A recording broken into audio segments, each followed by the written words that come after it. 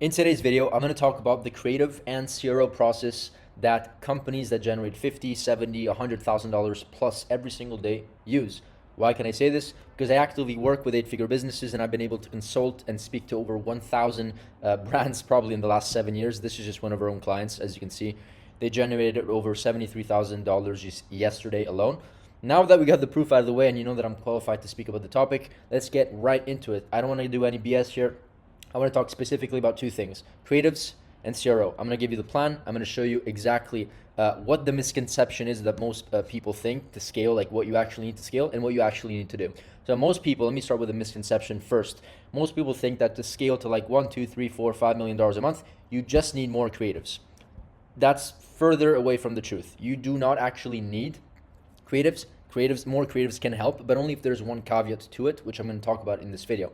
Now, you don't need more creatives. I've seen a bunch of companies actually do 500K a month, a million a month or more, just with like 5 to 7 creatives a week, okay? Not like 100. So that is proof that you don't need it. To scale, you need two things, okay? Number one is a scientific creative process. I'm going to bring you through the entire cycle so you understand what you need to do.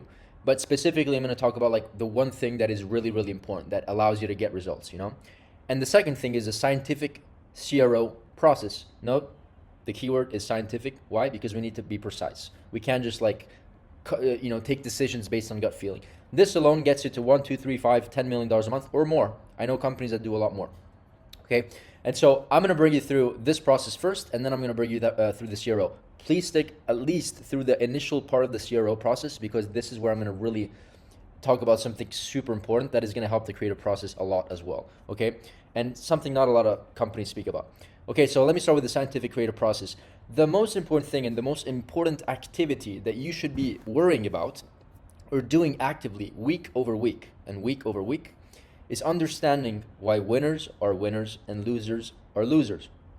I'll give you a perfect example. This is an average retention, and I talk about retention a lot because retention is also, the retention of the video is also an indicator of how successful or unsuccessful a video ad actually is. And we can talk about statics, this is just as well, but this is just an example of a video ad, right? The average retention would probably be something like this. Somebody starts doing the video and then they drop off and then half drop off and then half drop off and then basically nobody sees the ending. Well, we want to take a look and study ads that have big retentions or essentially winning ads. Ads that essentially are being pushed by the platform because they are retaining people in viewership, right? So this is probably what an ad that retains looks like. 80%, 60%, 60%. They barely lose anybody throughout the journey. So what do we want to do? We want to do one thing to start off with. We want to understand why certain ads are actually working in the marketplace. These could be two types of ads. They could be three. They could be your own winners, okay, which would technically be the best as well.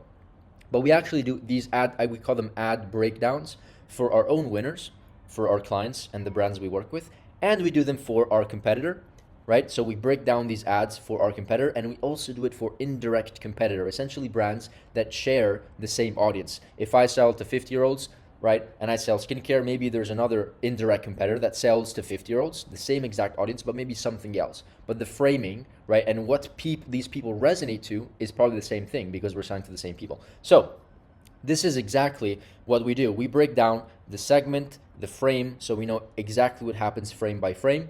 B-roll shots, the B-roll explanation, so we know exactly, our editors, our creative strategists, they know exactly what makes this ad, what it is. And the ad segment explanation. I'm actually building a tool as we speak that does this automatically for you in like 30 seconds. You upload an ad and it breaks down the ad for you because I'm building a software that understands the video, right? And so it can like fill up all these explanations, so save you a bunch of time. I'll let you know when I launch that, but that is in the workings. The tool actually also gives you other further explanations to improve the ads, right?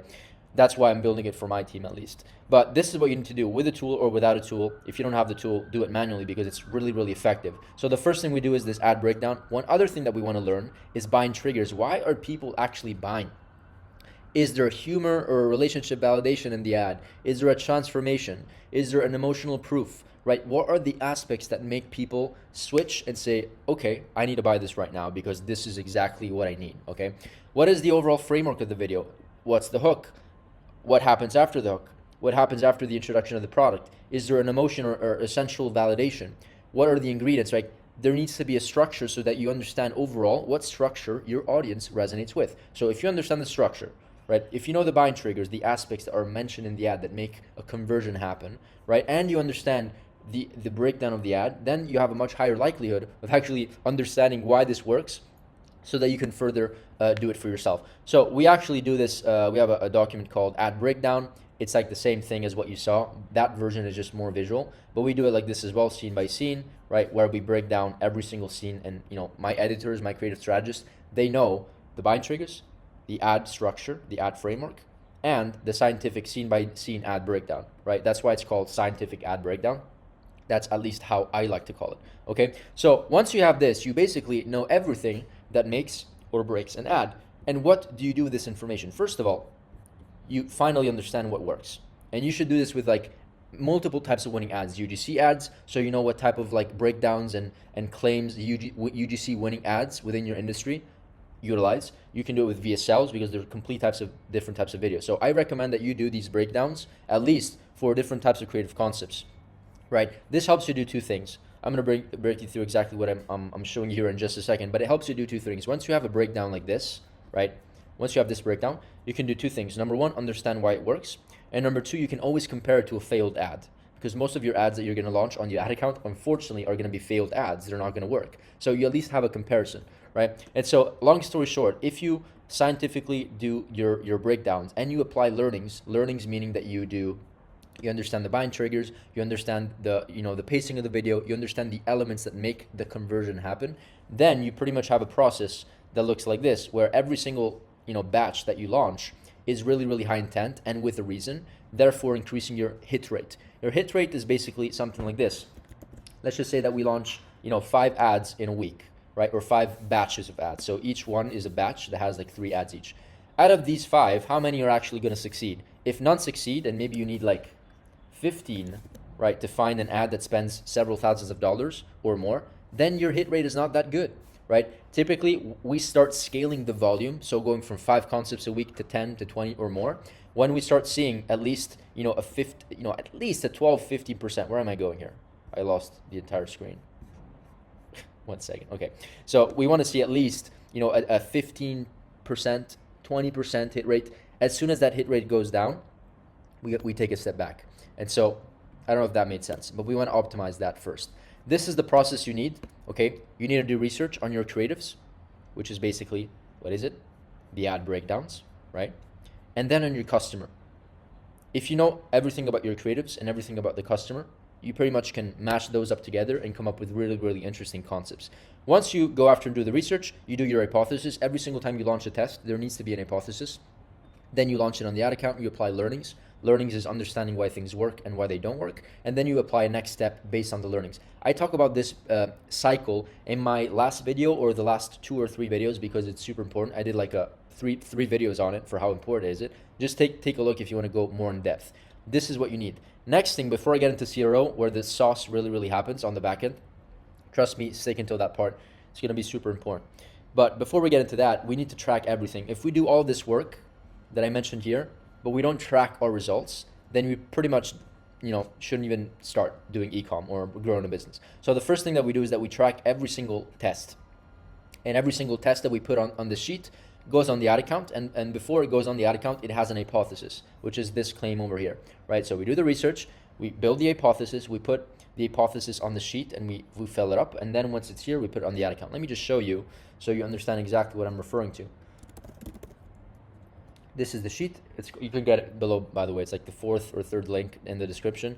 I always talk about the sheet, is super important, but these are basically all the tests that go into the ad account, and it's like one batch. So one concept like this would have like 3 variations, like 3 different hooks. And so as you can see, if you can see it, every single test before it goes into the ad account, first of all, it's validated by an hypothesis.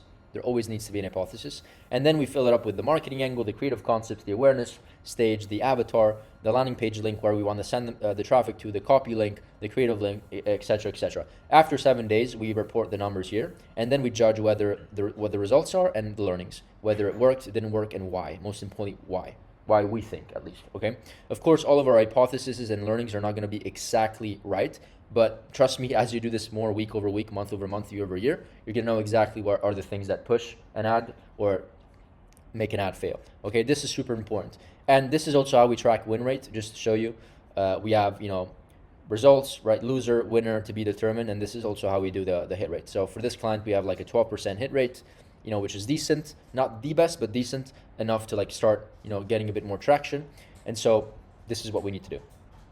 Now, moving forward, this is where it gets really, really exciting. What I'm saying here, basically, just before I move on, is that one way to also understand what things are working is by using the sheet that I just showed you, is because with my sheet, you can filter by ad copies and best ROAS. Like you can literally it's kind of like Atria or Motion, the tool, right? But you can filter by the best ROAS, and then, based on the filtering of the best ROAS, you see the best ad copies. And you can do the same thing with landing pages or anything, right? Or ads or concepts or everything. So this is why we need it. Now, let's talk about, and this is where it gets really interesting. I'm going to show you a bunch of different things, but let's talk about the scientific CRO process. There's one thing that you need to really care about, okay? Don't overcomplicate this. There's one thing that matters in CRO, and it's revenue per visitor, okay? If you multiply the conversion rate with your AOV, and your metric is below $200, and you're selling in the US, good luck if you want to scale. I mean, if you want to scale to $1, $2, $3, $4, $5, $10 million a month, it's going to be really, really, really hard. So as I say here, these metrics are extremely important. They can make or break a brand. Meaning I've seen brands that just don't have strong enough metrics compared to their ad cost that they just can't scale.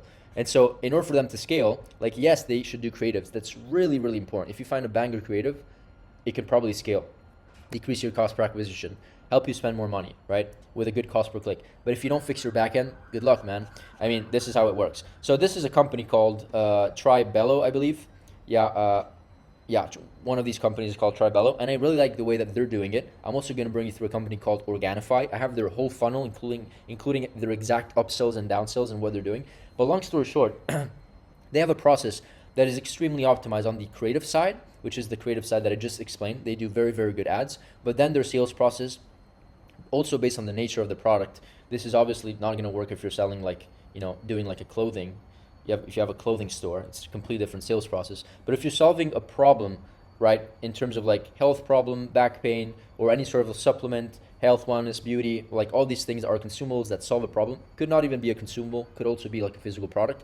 Then typically going to a pre-sale page, which could be an advertorial, a listicle, all these things really help with conversion rate. Having a dedicated sales page with a specific pain point, talking only about one specific avatar customer, which is the one that buys the most, is going to really be effective. And then having a post-purchase and quick cross-sell process where you have order bumps, you have a cross-sell option where people can buy more. As you can see here, this is really, really optimized. All of this is built on Funnelish. You can build it wherever you want. You can technically also build it on Shopify, but Shopify doesn't allow you to go this in depth. Now, I don't say that you need to build Funnelish funnels, but they do really help with conversion rate and increasing that revenue per visitor. And so the ideal infrastructure is that you have at least 3 additional offers on the back end. I like to do a 1 upsell, a 2nd upsell, or a downsell, and then you can upsell people again on the thank you page. I'm going to show you a funnel. This is kind of scattered with random examples, except this is actually real.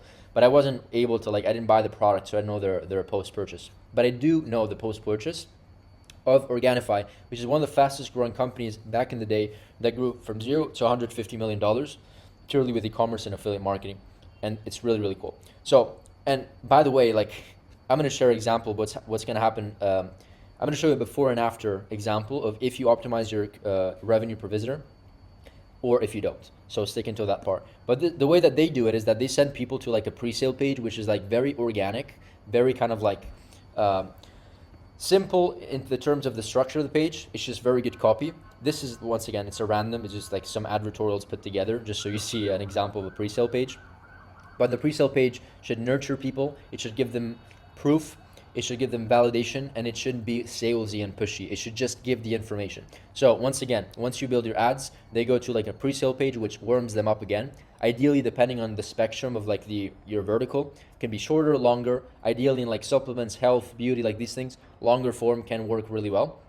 Then after this, they go to a funnel, a sales page that has a direct offer, which is very, very direct response marketing. And so a 30-day supply, the sales page, the point of the sales page is to just give confirmation on what they just read. This advertorial should give them the idea that there's this green juice, right, Organifi, that can really help them with XYZ because of XYZ, right? You can talk about failed solutions, what they probably tried and why it doesn't work, right? The copy is a whole different story, maybe another video, right? But then they go to a sales page, which reconfirms all the benefits, the ingredients, and why they need to get it. They have a bunch of testimonials, proof, and then they can decide there's a 100% money back guarantee. And then I like this framing a lot, just $1.92 per day to solve your problems. This is very good pricing structure. I like how it's framed. But the way that they promote is that they have a 1 bottle, a 3 bottle, or a 6 bottle, very standard, and it's a one-time purchase. I think one time. This is actually very, very. I don't know what the word is. Cheeky, or it's kind of sneaky. I should say. They're selling a one-time bottle, one bottle with a subscription, which says here. It actually says subscribe, but I didn't even see it. Like, I didn't even see it was subscribe. So you don't have to be like unethical or whatever, but I don't think they are, because it literally says subscribe. But they can cancel anytime. And then they have the buy now with like more options where they can save, right? But most people are probably going to subscribe because they don't want to spend too much, and they can cancel anytime. So this is a great way to build recurring, but also give people the option to buy just normal and still save a price. So this is very good framing. After they buy, and most people are going to buy this, they're going to go to something similar like this page over here, but just like, I think it's a bit better, because they're also, they're reclaiming everything. There's more information. There's the guarantee again, right? And then there's like some recommended products, which are, an extra 3 bottle supply, or yes, I'd like the Organifi glass shaker bottle, which is like $27. I think it's a bit overpriced, but whatever. And so I can guarantee you like 1 in 3, 1 in 4, 1 in 5 people are probably going to get one of these two. And so that automatically boosts their AOV.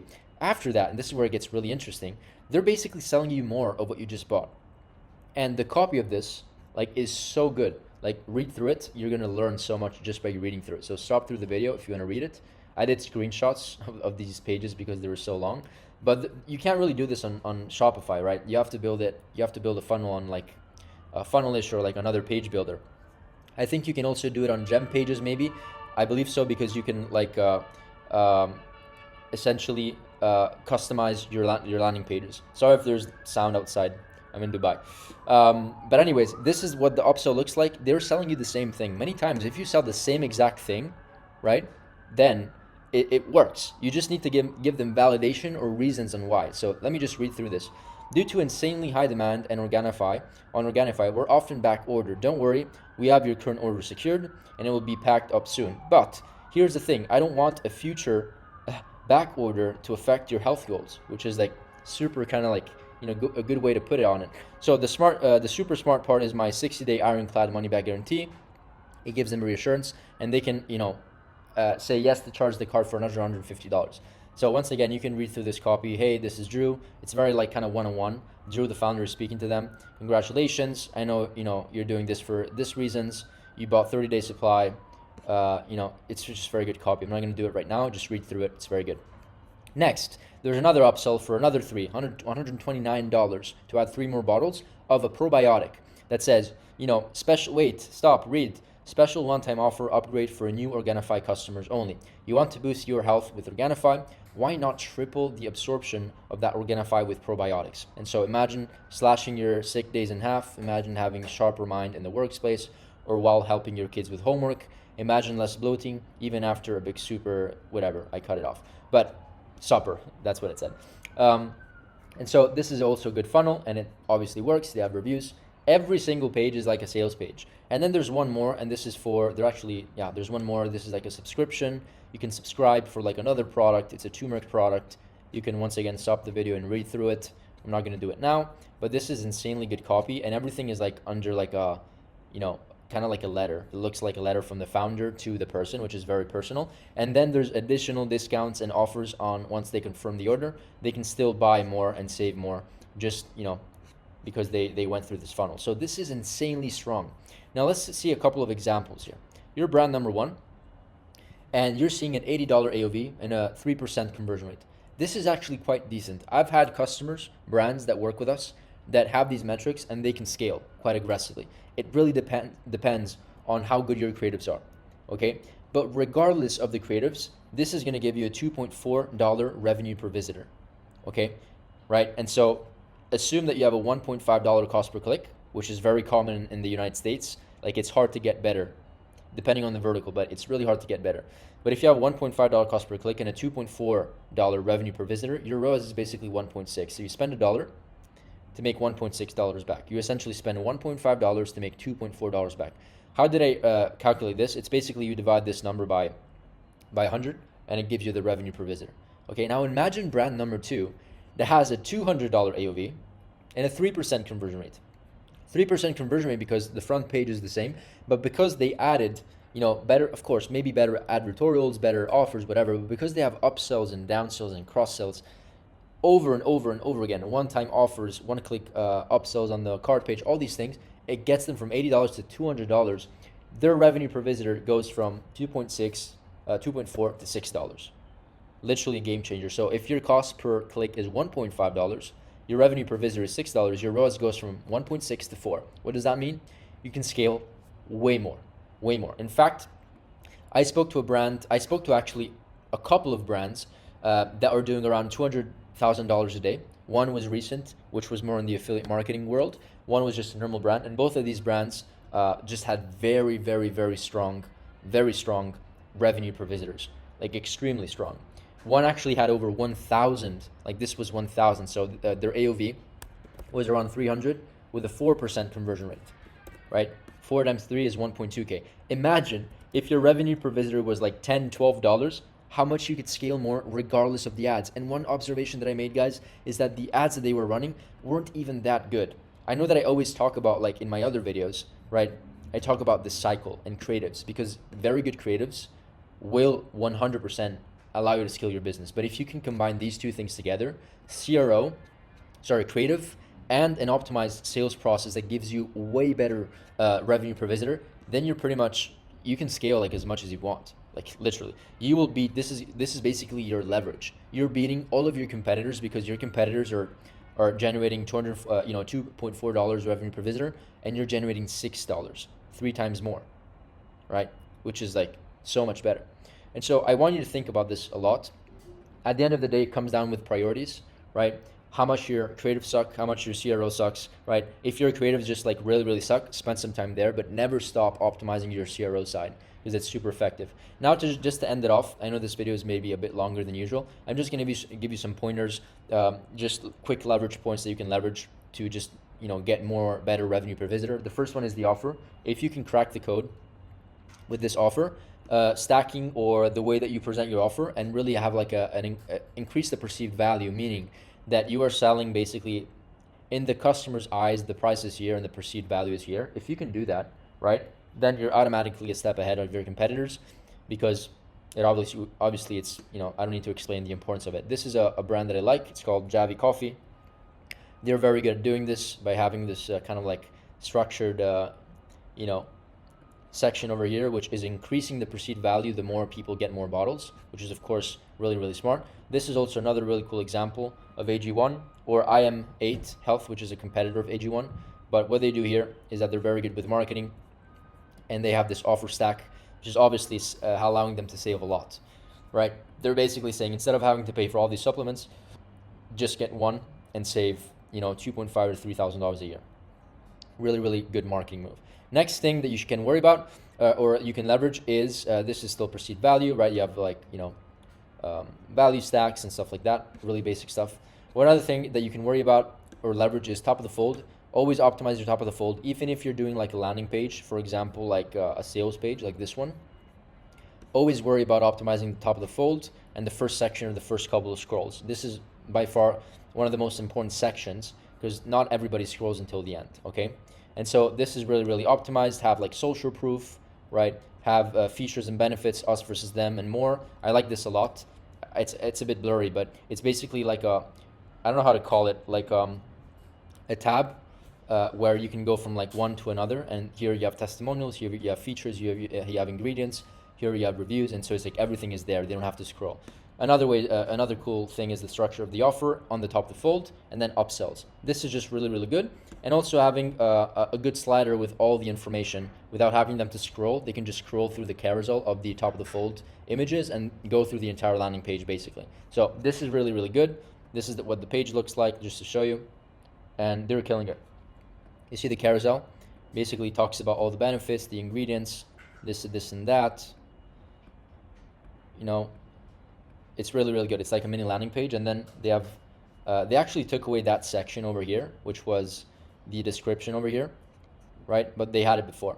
But anyways, another thing that you can really worry about here, or not worry about, but just improve, is as a leverage point, is increasing sales process congruency. So if your ads go to a listicle and then go to an offer that talks about the same problem in the same avatar, this is automatically going to give you better conversion rate. In fact, whenever we find winning ads, the first thing that we do is test a listicle, advertorial, or pre-sale page right next to it. Because if we send people and it works, if we send an ad to like an offer directly, or like a more general page and it's giving us decent results, what happens, or it's a winner, what happens if we just complete customize that ad with a complete sales process, just about knee pain, or just about a specific avatar, or just about a specific angle, right?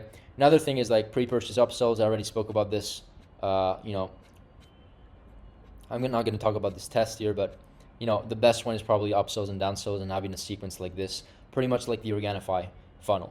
You don't have to build it like Organifi, but at least have, you know, you don't have to go away from Shopify, but at least have a very strong upsell and downsell and cross-selling process throughout the checkout journey. And guess what? When you go for the ask, go for the ask. Like, don't ask for like a $5 upsell, a $20 upsell. Like, go for hundreds of dollars. If you notice, like, these companies are able to get like to 200, 300, $400 AOV with like a supplement offer, right, which is super competitive, by asking for it. Like, you know, $49, this is a $150 upsell. This is $130 upsell. I'm not sure what this is, but it's a subscription offer, right? So more for backend. 60, 50, 120, like 170, right? People are buying this stuff, and the AOV easily goes up if you know how to structure this page. Once again, it doesn't have to be on Funnelish or these page builders, but although they help, but you know, at least have that. That is it for this video. I ranted a lot. I have an example here of how, you know, McDonald's makes their money, right? They don't make their money on the first order. They make their money with the upsells in the back end, right? Which is a good way to think about it. Anyways, that is it for this video. If you are a brand doing at least $100,000 a month, at least, and you want to explore the opportunity of working with us and growing with us, we are opening slots this or next month. Maybe, I have to see, but if we are open, you know, just book a call, then we'll see if we have slots open to work together and get you to the next level. That is it for this video, and see you in the next one. Bye. In today's video, I'm going to talk about the creative process you absolutely need to install into your business and build for your e-commerce brand if you want to scale to 50, 80, as you can see here, to $100,000 in sales every single day, especially as you get into 2026. For your reference, in case you are a new viewer, my name is Brando. I actively work with 8-figure businesses. This is just one of our own clients that just yesterday alone did over $83,000 in sales, as you can see over here from the screenshot as well. Now, just so you also see what's happening on the back end within the ad account, this was yesterday alone, and we spent over $17,000 on the ad account with a 3.5x return ad spend. To be honest, this ROAS on the ad account is a little bit over reporting, but the ads were very, very profitable, even on, you know, on Triple Whale and on the back end. We're actually using Kairos for this client. But anyways, let's get into the video. I'm going to talk about this kind of 4-cycled creative system that is absolutely, it's something that you really, really need. So I'm going to dive deeper. I'm also going to share a really, really cool AI process system that I'm using to actually generate scripts and ideas for me, after including a whole knowledge base, creative knowledge base that helps me, right? And this tool here actually analyzes video ads as well, which ChatGPT obviously doesn't. So it's a cool one, and I'm going to show you in just a second. Now, let's start with pillar number 1. We're going to start with this one over here on the top. Then we're going to talk about this one, the yellow one, the blue one, and then the orange one. So the first pillar is it's research, okay? Super, super important. This pillar is actually the foundational part of what makes all the other pillars work. Let me just briefly bring you, because I have a lot of videos where I talk about this, briefly bring you how I do research, how we do research, how 8-figure, 9-figure brands do research, and how you can use AI to effectively immerse yourself into the research process, okay? So first of all, let me just bring you through what we do. There's 2 types of researches that you need. There's creative research over here, and there is customer research, okay? Customer research is about mining, right? Doing TikTok, Amazon, Reddit reviews, doing all the mining, understanding the positive, the negatives, buying triggers, skepticism. How? By reading on Amazon, doing the review mining and everything. That's how you actually understand how your customers are interacting. Another cool one is actually looking at comments and reading comments to get a good understanding of what they want. You basically need to understand their language, their situation, their identity, their emotions, and their surface needs. That's basically the simple, small version or a quick version of what customer research is and what you should do. You should always have as a number one top priority the customer in mind. If you don't understand your customer, you can't really do any type of ad. The second thing, which is extremely effective, is doing creative research. So what we want to do is we like to use a couple of tools. Number one being Asha, which I can bring you through briefly, and then AdSpy, this tool over here. I'm actually building my own software soon, which will have kind of like a combination of AdSpy and other cool research features, but I'll talk about that in another video. What I want to show you over here is that there's two types of researches that you kind of need, right? The research on your competitors and the research on not competitors. I like to call them indirect competitors, which are brands that are just having a shared audience. So maybe they're selling like a sleeping pill and you're selling like something else, another type of pill, but you're promoting to the same audience, which is like, I know, Lisa, who is 50 to 60 and has menopause, as an example. The other one, as I said, is a direct competitor research, where you're literally looking at what your direct competitors are doing and you're funnel hacking their ads and understanding why they work. Okay, so just to bring you through the process, I'm going to bring you through this in just a second later on, but this is the tool called Atria. We just go in here. If we're doing skincare, we type in skincare,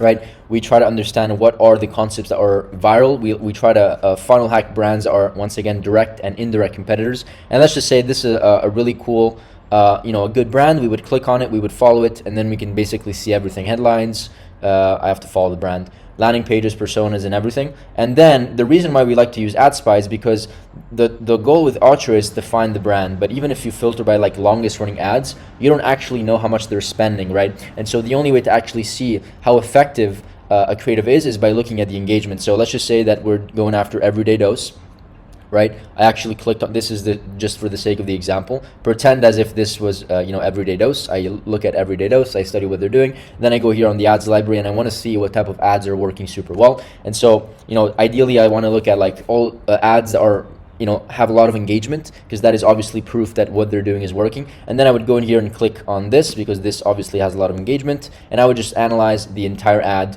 read through the comments. And this is a combination of customer research and creative research. Creative research because we found the creative that's making a lot of money for them, and it actually wasn't active.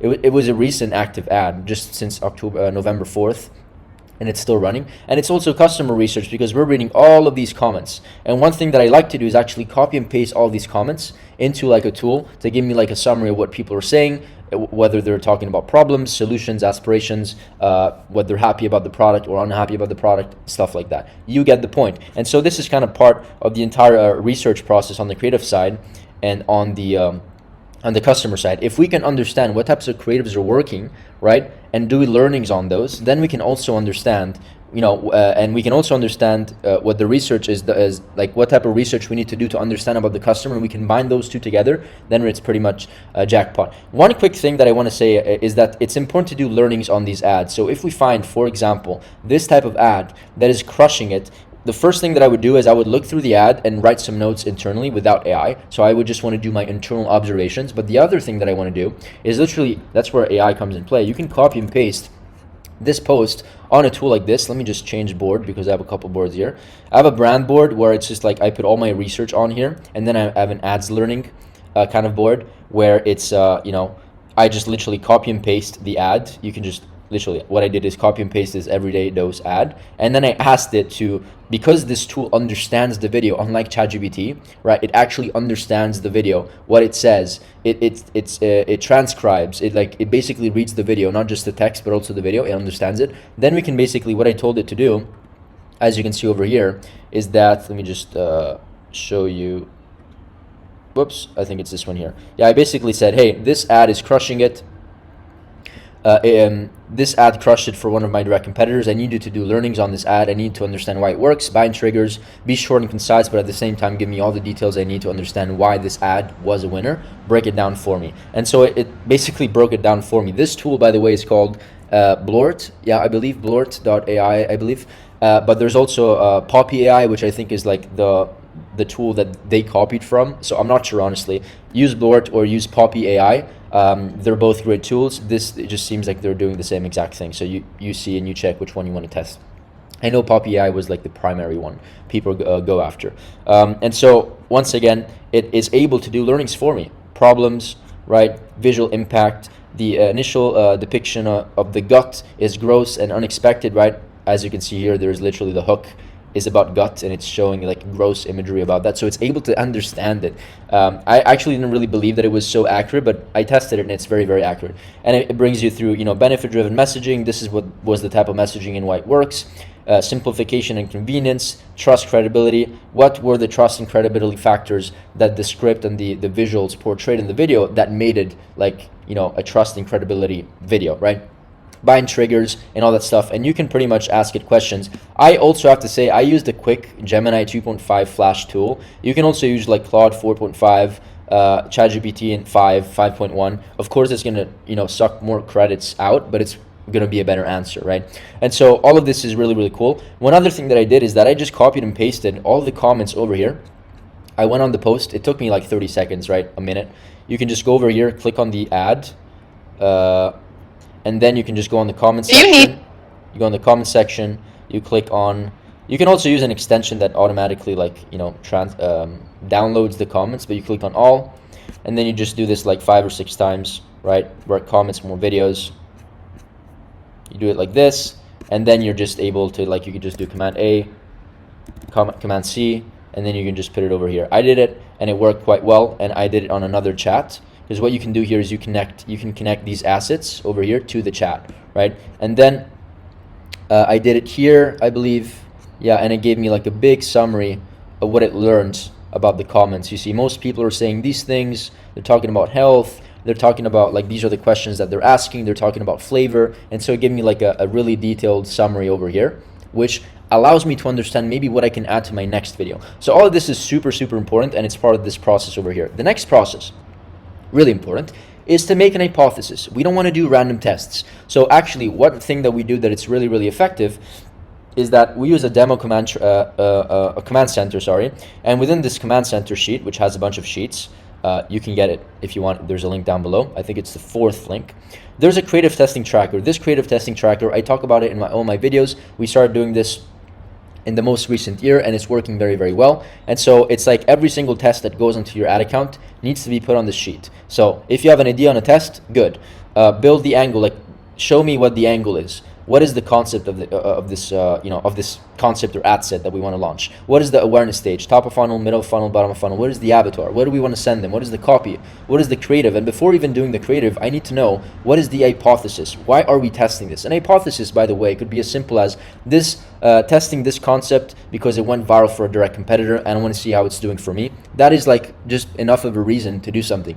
We never want to be on the ad account analyzing ads and not understanding or not even knowing why we tested that in the first place. We have to document this so that 7 to 14 days later, once we analyze the creative, right? In this case, we also record numbers here, but in this case, these two are losers, right? This was a winner because it spent almost $2,000 with a good ROAS, right? In this case, we want to analyze the results after 7 to 14 days and say, okay, got spend and spent almost 2K, and then we have learnings saying this ad worked because of these observations. The hook was this, and this. The body of the script was talking about this angle, right? The framing was very, very on point, right? The hook rate was actually 57%, and this is why I think it was 57%. And so we're always trying to make observations, right? And this is super important. But I'm getting ahead of the curve here.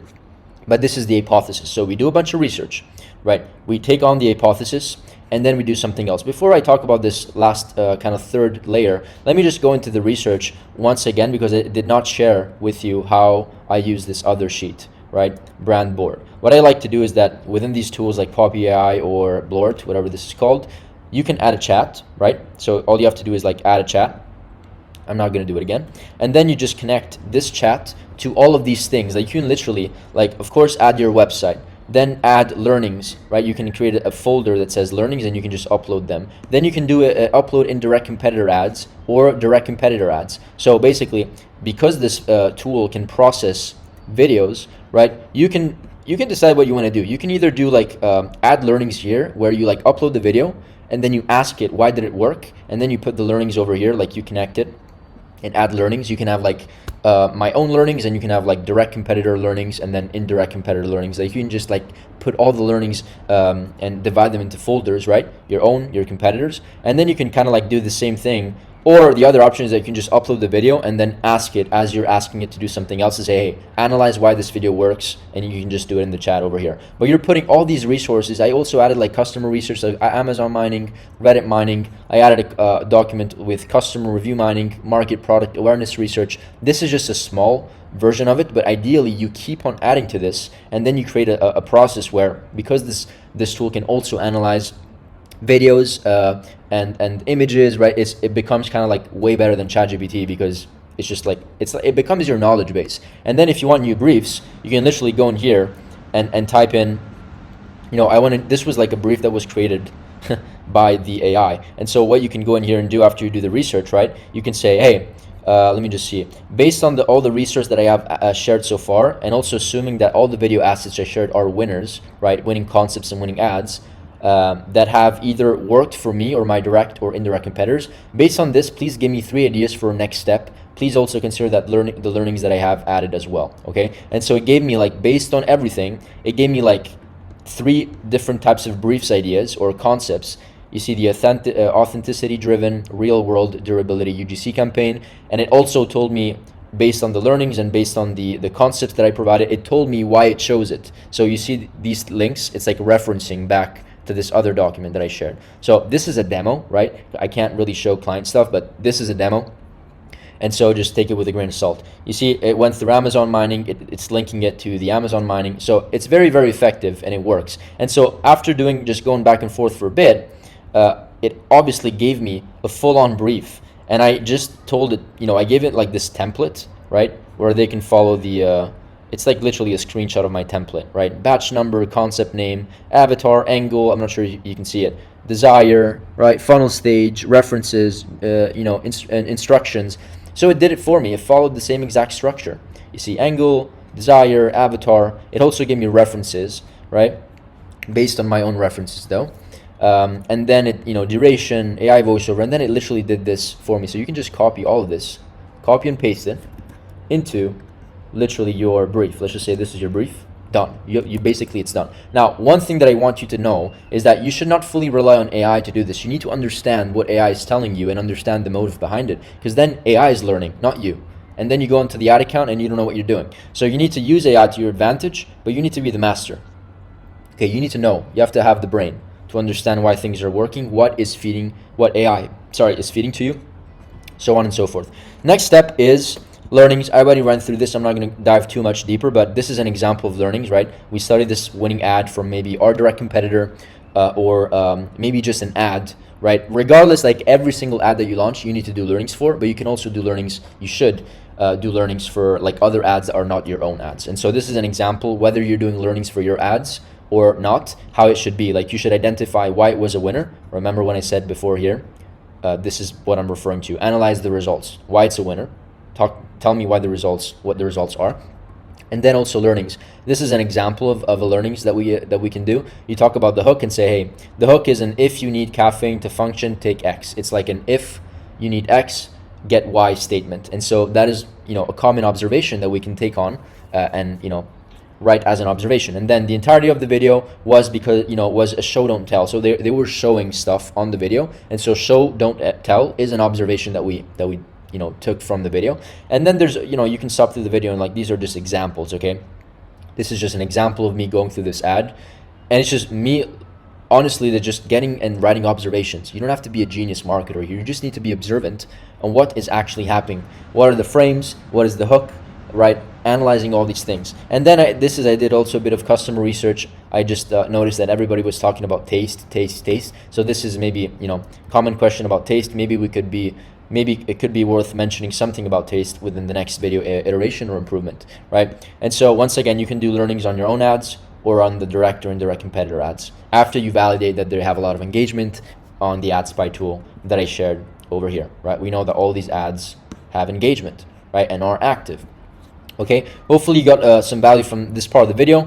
Learnings is super important. So research, hypothesis, learnings, you do learnings from the test that you just launched. And then, of course, next steps. Based on these learnings, what do we need to do to improve our test?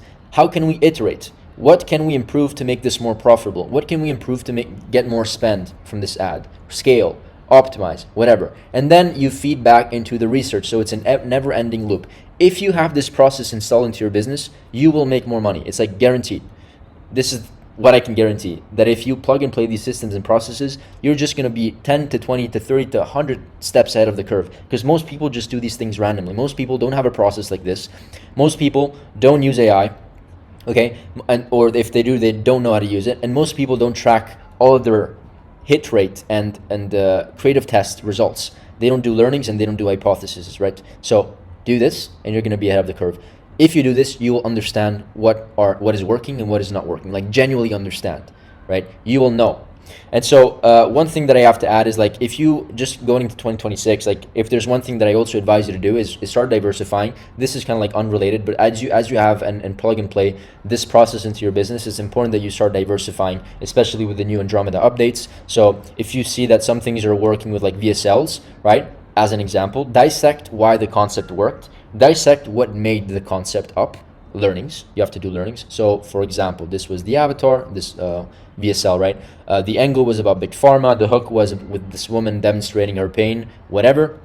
And so transform concepts and go from VSLs to image ads. The most important thing, or VSLs to another type of UGC video, or VSLs to carousels, whatever you want. The most important thing overall is that you start diversifying, right? Having a diversified portfolio of concepts, founder ads, B-rolls, funny AI songs, direct offer image ads, so that you can feed Facebook and Meta what it wants, which is diversification. At the end of the day, the most important thing is going to be cracking your messaging, understanding what messaging resonates with your customer, and then presenting that message in like 50, 100 different ways on your ad account. That is ultimately what I mean by diversification. That is it for this video. Let me know if you got some value from it. If you are a brand doing at least $100,000 a month and you want to scale, grow to $1 million a month, 5 million a month, 3 million a month, whatever that goal is, we have experience working with 8-figure businesses, so you can book in a call and then we can explore the opportunity of partnering up if that makes sense. And if we have capacity internally at the agency, since we only work, we don't really work with a lot of clients. Okay, that's it for this video, and I'll see you in the next one. Bye.